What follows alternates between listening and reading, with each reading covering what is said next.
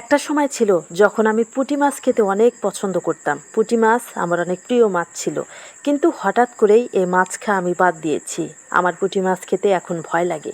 কেন পুঁটি মাছ খেতে ভয় লাগে, কেন আমি হঠাৎ করেই এই পুঁটি মাছ খাওয়া বাদ দিলাম, সেই দিনের ঘটনা আজকে আপনাদেরকে আমি বলবো। যেই দিন আমি পুঁটি মাছ খাওয়া বাদ দিয়েছিলাম সেই দিন দুপুরবেলা আমার আব্বা আমাদের গ্রামের হাট থেকে পুঁটি মাছ নিয়ে আসে।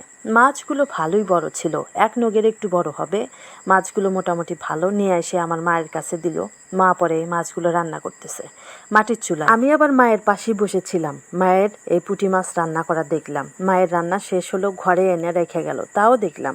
পরে রাতের বেলা সবাই খাইতে বসলাম। খাইতে বসার পরে 2-3টা মাছ আমাকে মা দিছে, খাইলাম। খাওয়ার পরে আবারও 2টা নিলাম। এই 2টা মাছও মাশাল্লাহ ভালোভাবেই খাইলাম, কিন্তু শেষে আবারও একটা মাঠ থেকে মাছ চাইলাম যে মা আর একটা মাছ দাও।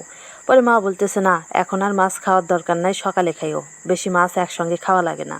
আমি আবার বললাম কি, তাই কি হয়েছে, আর একটা। পরে আমার কথা শুনে মা আর একটা মাছ দিছে। দেওয়ার পরে সবগুলা মাছ ভালোভাবেই খাইছি, কিন্তু শেষমেশ এই মাছটা খাওয়ার সময় আমার গলায় কাটা বিঁধে গেল।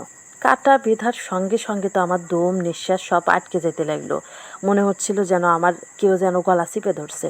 এইভাবে আমার গলার ভিতরে কাটা বিচ্ছে এত জোরে, আমি কোনো কথাই বলতে পারতেছি না। আমার দম নিঃশ্বাস এত জোরে বন্ধ হয়ে আসতেছে যে আমি মাকে শুধু একটাই কথা বলবো, তাও বলতে পারতেছি না।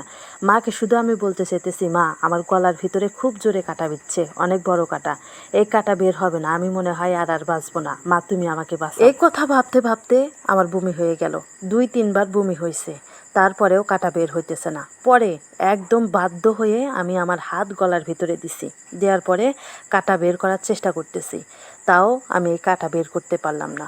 অনেক চেষ্টার পরেও কাটা বের হচ্ছে না। অন্যদিকে সবাই খাওয়া দাওয়া বাদ দিয়ে লাফিয়ে উঠেছে। সবাই তো অনেক ভয় পাইছে, আমার দিকে সবাই তাকিয়ে আছে। উঠে কেউ কেউ আমাকে বুঝ দিতেছে, ঠিক হয়ে যাবে, তুমি কান্নাকাটি করো না, ঠিক হয়ে যাবে, বের হয়ে যাবে, এরকম বলতেছে। কিন্তু এই দিকে আমার মনে হচ্ছে যে না, আমি আর বাঁচবই না। এরকম করতে করতে হঠাৎ করে কাটার একটু অংশ ভেঙে বের হয়ে আসলো।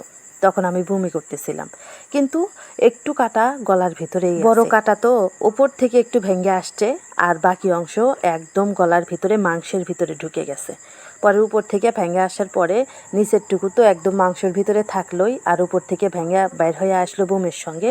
তখন একটু ভালো লাগলো, কিন্তু এই কাটা গলার ভেতরেই থাকলো। আমি তখন কথাবার্তা বললাম, কি কি হয়েছে, কেমন লাগতেছে সবাইকে বললাম। সবাই বলল, যাক একটু তো বাড়েছে, তাহলে বাকি অংশও বাড়াবে। সেই দিন থেকে আমার ভয় ঢুকে গেল অন্তরের মধ্যে, মনের মধ্যে। সেই যে আমি পুঁটি মাছ খাওয়া বাদ দিছি, গলার বাকি অংশে যে কাটা আটকে ছিল, ওই অংশ কাটা কিন্তু হোমিওপ্যাথিক ওষুধ খাওয়ার পরে বের হয়েছে।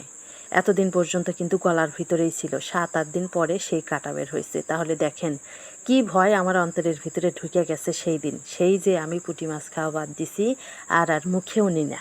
সবাই একটু আমাকে জানিয়ে দিবেন আপনারা কারা কারা পুঁটি মাছ খান আর কারা কারা পুঁটি মাছ খান না। সবাই ভালো থাকবেন, সুস্থ থাকবেন। আল্লাহ হাফেজ।